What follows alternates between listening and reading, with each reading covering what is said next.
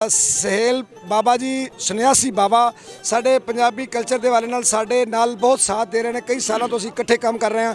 ਅੱਜ ਦੇ ਹਵਾਲੇ ਨਾਲ ਸੰਨਿਆਸੀ ਬਾਬਾ ਜੀ ਤੁਸੀਂ ਕਿਹੜੀ ਗੱਲ ਕਰੋਗੇ? ਮੈਂ ਕਹਿਣਾ ਚਾਹੁੰਦਾ ਕਿ ਜੀ ਬੜੇ ਸਾਲਾਂ ਦੀ ਜਿਹੜਾ ਚਲਿੱਤਰ ਖੇਡਿਆ ਜਾ ਰਿਹਾ ਸੀ ਨਾ ਸਾਡੇ ਨਾਲ, ਉਸ ਚਲਿੱਤਰ ਤੋਂ ਅਸੀਂ ਅੱਜ ਨਿਕਲ ਗਏ ਹਾਂ ਅੱਲਾ ਦੇ ਫਜ਼ਲ ਨਾਲ।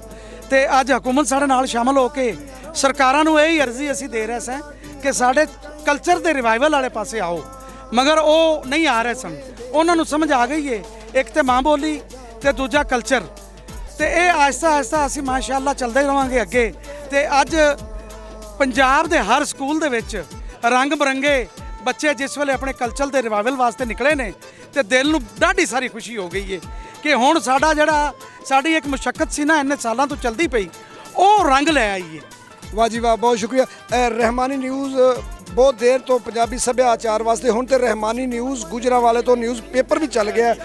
ਪਹਿਲਾ ਪੇਪਰ ਗੁਜਰਾਂਵਾਲੇ ਤੋਂ ਰਹਿਮਾਨੀ ਨਿਊਜ਼ ਪੰਜਾਬੀ ਦਾ ਜਿਹੜਾ ਅਸੀਂ ਉਹਨੂੰ ਅਪਰੂਵ ਕਰਾ ਲਿਆ ਅਲਹਮਦੁਲਿਲਾ। NOC ਸਾਨੂੰ ਮਿਲ ਗਿਆ ਗਵਰਨਮੈਂਟ ਕੋਲੋਂ।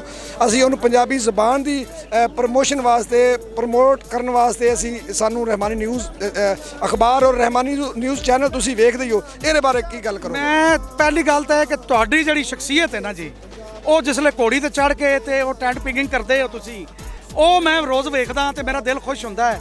ਤੇ ਜਿਸ ਵੇਲੇ ਲਹਿਲਾਉਂਦੇ ਖੇਤਾਂ ਦੇ ਵਿੱਚ ਘੋੜੀ ਤੁਸੀਂ ਲੈ ਕੇ ਨਿਕਲਦੇ ਹੋ, ਮੈਂ ਤੇ ਉਹ ਮੇਰੇ ਵਾਸਤੇ ਤਾਂ ਬੜੀ ਖੁਸ਼ ਆਇੰਦ ਗੱਲ ਹੈ। ਇਹ ਰਹਿਮਾਨੀ ਨਿਊਜ਼ ਨੂੰ ਮੈਂ ਜਿਹੜਾ ਬਕਾਇਦਗੀ ਨਾਲ ਵੇਖ ਰਿਹਾ, ਤੇ ਇਸ ਚੈਨਲ ਦੇ ਉੱਤੇ ਜਿਹੜੀ ਅਨੋਖੜੀ ਗੱਲ ਮੈਨੂੰ ਨਜ਼ਰ ਆਈ ਹੈ ਨਾ, ਰਹਿਮਾਨੀ ਨਿਊਜ਼ ਬਹੁਤ ਅੱਛੇ ਤਰੀਕੇ ਨਾਲ ਨਵੇਂ ਆਉਣ ਵਾਲੇ ਫਨਕਾਰਾਂ ਨੂੰ, ਸ਼ਾਇਰਾਂ ਨੂੰ, ਅਦੀਬਾਂ ਨੂੰ, ਜਿਹੜੇ ਪੰਜਾਬ ਨਾਲ ਰਿਲੇਟ ਕਰਦੇ ਨੇ, ਜਿਹੜੇ ਪੰਜਾਬ ਦੀ ਧਰਤੀ ਦੇ ਪੁੱਤਰ ਨੇ ਔਰ ਨਵੇਂ ਲੋਕ ਨੇ, ਉਹਨਾਂ ਨੂੰ ਇੰਟਰੋਡਿਊਸ ਕਰਦੀ ਪਈ ਹੈ।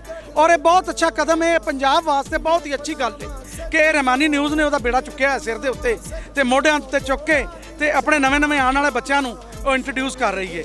ਅੱਲਾ ਇਸ ਚੈਨਲ ਨੂੰ ਦਿਨ ਦੁਗਣੀ ਤੇ ਰਾਤ ਚੁਗਣੀ ਤਰੱਕੀ ਦੇਵੇ। ਬਹੁਤ ਸ਼ੁਕਰੀਆ ਜੀ, ਬਹੁਤ ਮਿਹਰਬਾਨੀ।